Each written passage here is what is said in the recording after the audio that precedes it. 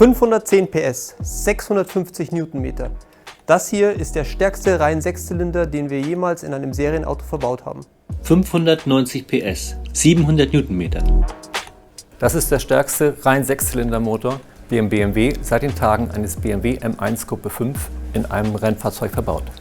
Dann lass uns doch mal sehen, was diese beiden Motoren an Unterschieden, aber vor allen Dingen auch an Gemeinsamkeiten haben. Ja, dieser Motor aus dem aktuellen M4, angefangen vom Kurbelgehäuse, dem Zylinderkopf, dem Kurbeltrieb, der Kurbelwelle, Pleuel, ist alles so ausgelegt, dass ich auf der Rennstrecke maximal performen kann.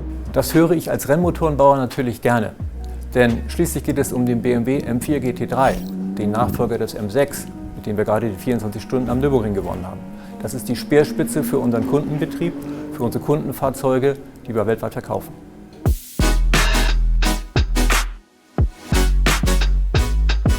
Im M4 ist der Motor um 20 Grad geneigt. Im Gegensatz zu früher wurde der Motor also etwas aufgerichtet, um im oberen Bereich Platz für die Turbolader zu schaffen.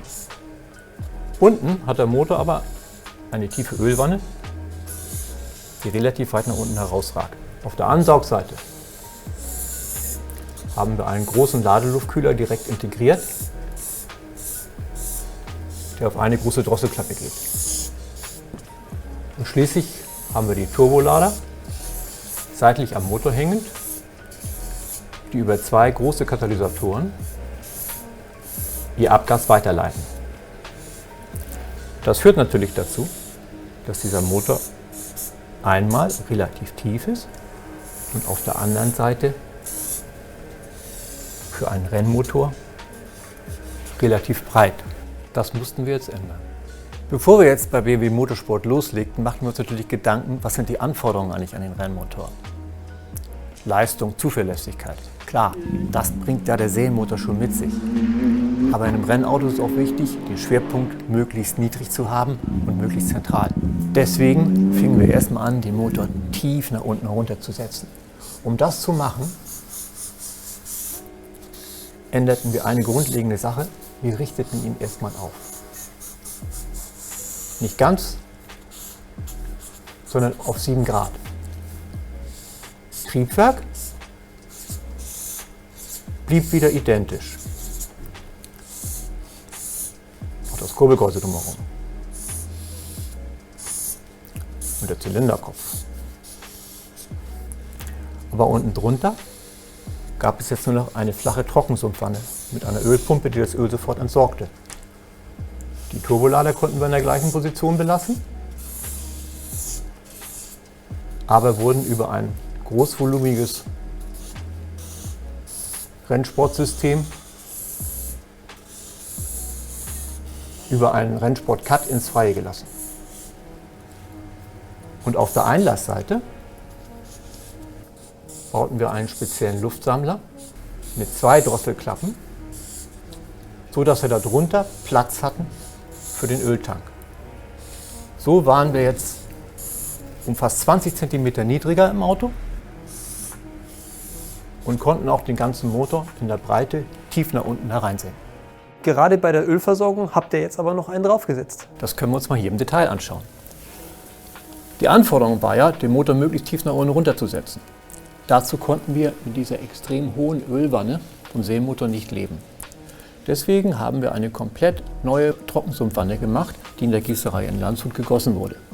Diese ist nur noch jetzt so hoch, 30 mm unter dem Motor. Über diese Absaugpumpen nehmen wir das ganze Öl aus dem Motor mit heraus und bringen es in den Öltank, von wo es über die Druckpumpe wieder zum Motor zurückgefördert wird. Wichtig ist dabei das Abscheidesystem, das wir oben mit haben, indem man die Luft und das Öl voneinander trennt und so, dass wir sicherstellen, dass wir zu jedem Zeitpunkt auch Öl tatsächlich an der Absaugstelle haben. Dieser Abscheider ist eine spezielle Entwicklung, die wir hier gemacht haben dabei. Die wurde im Adaptive Machining Verfahren hergestellt. Das benutzen wir im Rennsport schon seit 20 Jahren. Aber mittlerweile hat es auch in die Serie Einzug gehalten.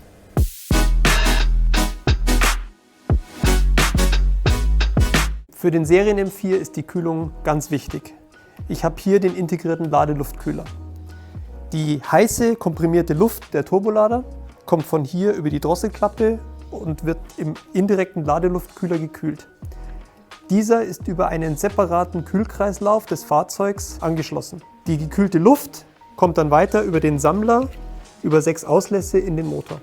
Beim Rennmotor hatten wir die Möglichkeit, dadurch, dass der Motor tief und weit hinten im Fahrzeug steckt, einen direkten Ladeluftkühler zu verwenden, sodass wir die Druckverluste nochmal minimieren konnten. Dadurch konnten wir mehr Leistung bekommen. Gleichzeitig haben wir es aufgeteilt auf 2 Drosselklappen, sodass das Ansprechverhalten des Motors verbessert wurde und konnten Zylinder 1 bis 3 und 4 bis 6 voneinander trennen, was auch nochmal dazu führte, dass wir die Leistung nochmal erheblich steigern konnten.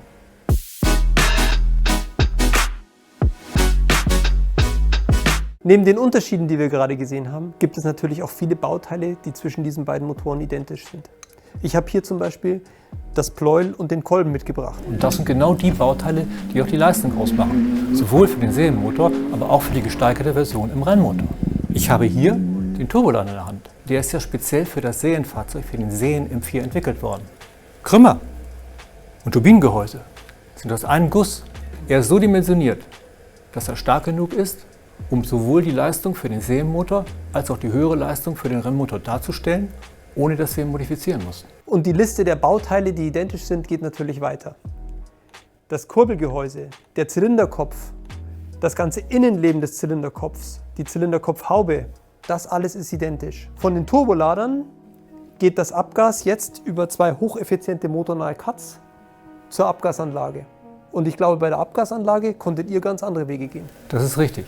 Wir konnten im Prinzip dadurch, dass der Motor tiefer im Fahrzeug sitzt, die Abgasanlage viel großvolumiger gestalten und wir haben dadurch den ganzen Abgasschrank stark entdrosselt.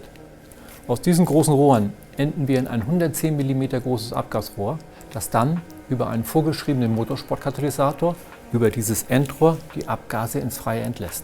Aber nicht nur die Bauteile sind identisch. Auch bei der Fertigung arbeiten wir eng zusammen. Der komplette Motor wird basierend auf einem Grundmotor aus der Serienfertigung hier wenige Meter von uns zusammengebaut. Und damit schließt sich der Kreis. Denn BMW Motorsport und BMW M GmbH haben eine gemeinsame Geschichte, die hier an diesem Standort in der Preußenstraße begann.